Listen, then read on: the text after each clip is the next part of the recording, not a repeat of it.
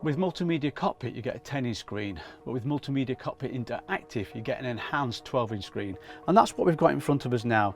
So as you look at the screen, it's split into three main areas. On the left hand side we've got information like the air reservoir pressure, coolant levels, engine oil levels, and when we started the vehicle, etc. In the centre we have a rev counter, a speedometer, we've got things like traffic sign recognition as well, and also what gear you're in at the time.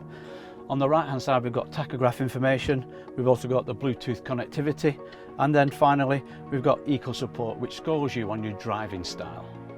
Now there is the option to change it from an advanced style to a classic style, and that's what we've got here now. On the left hand side we've got the speedometer, again with traffic sign recognition in the middle, and we've also got the fuel gauge as well at the bottom.